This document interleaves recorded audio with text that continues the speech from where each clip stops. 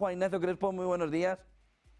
¿Qué tal? Buenos días. ¿Estamos en una guerra comercial o es parte de la estrategia de Donald Trump? Pues un poco de todo. Estrategia, fundamentalmente.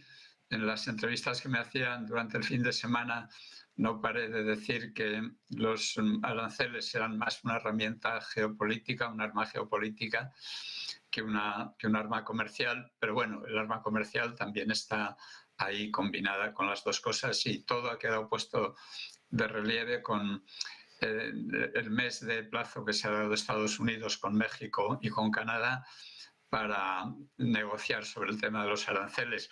Es curioso que la mayoría de la gente que opinaba pues expresaba sentimientos de horror y consternación por lo que estaba haciendo Trump, como si Trump no le conociéramos ya de la primera presidencia y supiéramos que su manera de actuar es esta. Y a pesar de que con Colombia, un par de días antes, pues se había visto con claridad en qué consistía el arma de los aranceles. No admites a los inmigrantes que llegaron ilegalmente y que te devuelvo, pues te impongo un arancel. Y a continuación, pues retrocedió Petro, el presidente de Colombia, y retrocedió Trump con sus aranceles.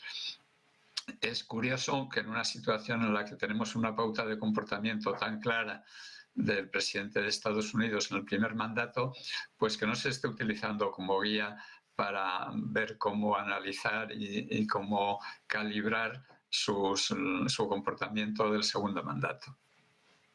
A partir de aquí, ¿es Europa el centro o es China el problema fundamental alrededor del comercio global y cómo puede afectar esta guerra arancelaria? El problema fundamental es China. Europa en el tablero mundial cada vez pisa menos y como competitividad de su industria pues todavía mucho peor, pero no quita para que no sea también un problema a la hora de negociar con Estados Unidos. Pero es evidente que Estados Unidos los primeros aranceles se los pone a Canadá, a México y a China. Con eso ya está todo dicho, ¿no? Europa tendrá que negociar, por lo que dice, con tímidas palabras que intentan ser un envalentonamiento de la presidenta de la Comisión Europea y también de la presidenta del Banco Central Europeo, que ya se hacen ya se hacen cruces de lo mal que lo han hecho ellas mismas durante los últimos años, pero a la vez no mencionan la palabra dimisión.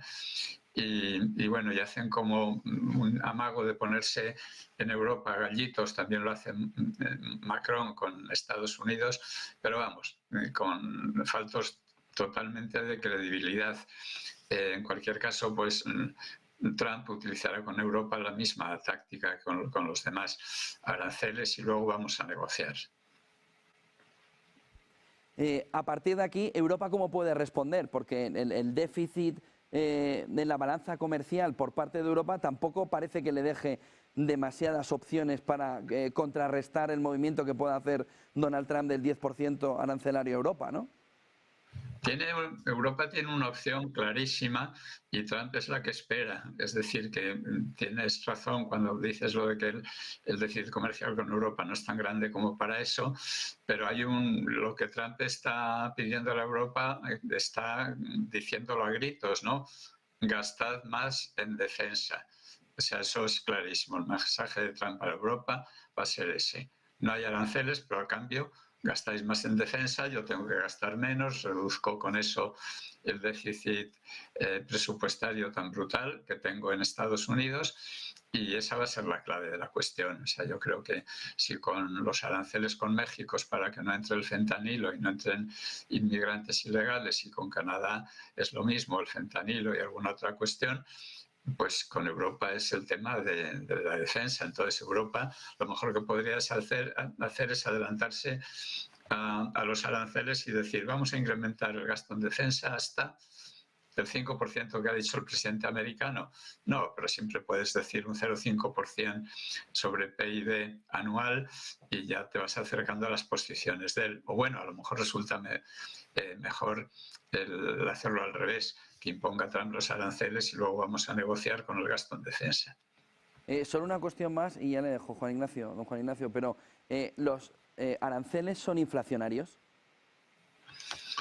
Bueno, en principio sí. Lo que pasa es que el mundo es demasiado complicado ahora para hacer ese tipo de argumentos simplistas. Siempre se recurre al 29 y a la gran depresión de los años 30 en Estados Unidos, sin fijarse en que hay una diferencia fundamental entre ahora y entonces. Entonces, Estados Unidos tenía superávit comercial y ahora tiene un enorme déficit comercial.